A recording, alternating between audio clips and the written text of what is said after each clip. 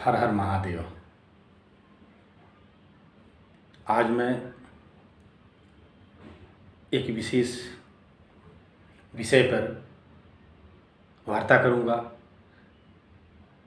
जिसमें तमाम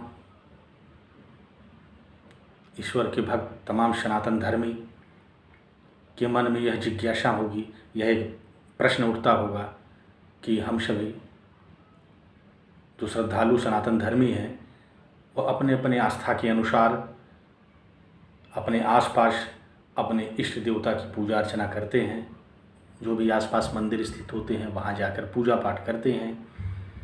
तो हमें क्या बड़े मंदिर में पूजा करनी चाहिए या जो छोटे छोटे मंदिर हैं उसमें पूजा कर सकते हैं? जगह जगह आसपास मोहल्लों में, चौराहों पर बने हुए छोटे छोटे में मंदिर हैं, सभी देव देवताओं के प्रायः मंदिर होते हैं। क्या इसमें हम पूजा पाठ कर सकते हैं? यदि हम छोटे या बड़े मंदिर या छोटे छोटे बने हुए मंदिरों में पूजा करते हैं तो क्या हमें वो पूजा का फल प्राप्त होता है अथवा नहीं होता है? क्या सनातन धर्मियों को ऐसे स्थानों पूजा करने पर लाभ प्राप्त होगा अथवा नहीं होगा? यह कभी कभी उनके मन में जिज्ञासा जरूर होती होगी, ये जानने की इच्छा होती होगी, इस प्रश्न का उत्तर जानने की। तो आज मैं आप लोगों को बताऊंगा कि बड़े मंदिर में प्रार्थना पूजा करनी चाहिए अथवा छोटे मंदिर में। तो सर्वप्रथम हमें यह जानना चाहिए कि हम किस मंदिर में जा रहे हैं, अर्थात जिस मंदिर में जा रहे हैं उसकी स्थापना, उसकी प्राण प्रतिष्ठा वेदोक्त शास्त्रोक्त विधि द्वारा हुई है अथवा नहीं। मंदिर बड़ा हो या छोटा यह विषय नहीं है। आप मंदिर की ऊंचाई, चौड़ाई, मूर्ति की ऊंचाई या लंबाई जितनी भी बड़ी हो या छोटी हो, यह जो है प्रश्न नहीं है।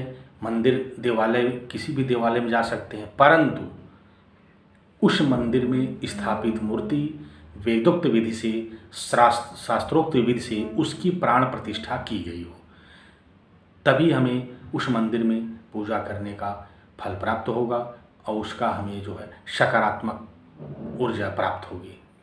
यदि उस मंदिर में, जैसे कि हमारे मोहल्लों में, हमारे चौराहों पर जगह जगह छोटी छोटे मंदिर बना के वहाँ मूर्तियाँ ला के रख दी जाती हैं, सामान्य तरीके से अपना पूजा पाठ करके और पुष्प अर्पण कर और जो भी भोग लगा के और रख करके पूजा अर्चना प्रारंभ कर दी जाती है, यह शास्त्रोक्त सम्मत नहीं है, यह वेदोक्त सम्मत नहीं है।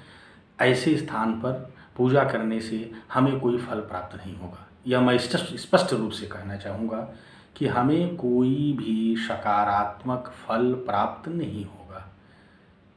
बल्कि यदि मैं यह कहूँ कि ऐसे जगह पूजा करने से आपको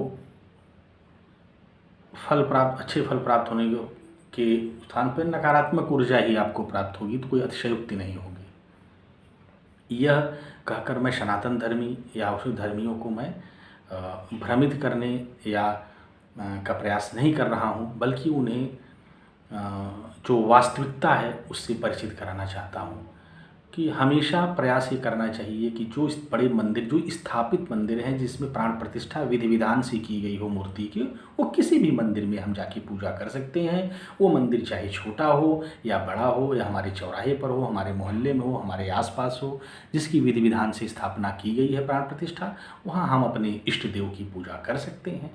जिसमें हमारी आस्था हो, जिस देवी देवता में आस्था, वो पूजा कर सकते हैं। तो हमें प्रयास ये करना चाहिए कि ऐसे ही देवालय में, ऐसे पुस्तकालय में नियमित पूजा करनी चाहिए जहाँ प्राण प्रतिष्ठा विधिवत की गई है। इसमें कई लोगों को यह शक हो सकता है, उनके मन में यह प्रश्न हो सकता है कि शास्त्रों में तो लिखा है भगवान तो कण कण में बसे हैं, तो छोटे मंदिर मूर्ति में क्यों भगवान नहीं है? इसका उत्तर बहुत बृहद है। इसको 4-5 लाइनों में या 10 मिनट में नहीं समझाया जा सकता है। भगवान तो कण कण में हैं। भगवान तो ईश्वर कहते हैं कि हमें सभी मनुष्यों के अंदर हम विराजमान हैं, लेकिन क्या हम सभी मनुष्य का देवता की तरह, ईश्वर की तरह सम्मान करते हैं? सब हमारे भाई बंधु, माँ बाप में, परिवार में, दोस्त में, यहाँ तक सभी जीव जंतु में ईश्वर विराजमान है। तो इस प्रकार हमें किसी को दुखी नहीं करना चाहिए, हमें किसी को प्रताड़ित नहीं करना चाहिए। उनको प्रताड़ित करना माने ईश्वर को प्रताड़ित कर रहे हैं, लेकिन हम उसका पालन नहीं कर पाते हैं। तो ईश्वर तो सब जगह विराजमान है। अगर इस प्रश्न का उत्तर देना है तो बिल्कुल सही है, सब में विराजमान है। पेड़ों में विराजमान है, छोटे छोटे जीवों में विराजमान है, जिसकी हत्या नहीं करनी चाहिए, पेड़ों को नहीं काटना चाहिए। लेकिन जहाँ पूजा की बात है तो वास्तविक में पूजा हम किसी अभिष्ट फल की प्राप्ति के उद्देश्य से जाते हैं। हमें कुछ हमारी मान्यता होती है, हमारा कुछ मनोती होती है, इसको लिए जाते हैं। हमें अभिष्ट फल, प्रायः 90% लोग किसी न किसी जो है अपने अभिष्ट फल की प्राप्ति के लिए, हमें मन में कोई वांछित फल प्राप्ति के उद्देश्य से हम देवालय में जाते हैं। तो हमें ऐसी जगह जाना चाहिए जहाँ ईश्वर हो, जहाँ स्थापित नहीं है। केवल मूर्ति ला के रख देने से ईश्वर उसमें विराजमान नहीं होते हैं। आप जिसको ज़्यादा जिज्ञासा हो वो अपनी वेदों का अध्ययन करके देखें, हमारे वेद क्या कह रहे हैं, हमारे शास्त्र क्या कह रहे हैं कि बिना प्राण प्रतिष्ठा के पूजा का फल प्राप्त नहीं होता। यह स्पष्ट रूप से मैं कहना चाहता हूँ, इसमें कोई दो राय नहीं है। बाकी अपनी आस्था है। हमारे यहाँ तो पेड़ों की भी पूजा की जाती है, हमारे यहाँ तो वृक्ष की भी पूजा की जाती है। पीपल को वृक्षों में देवता कहा है विष्णु भगवान ने।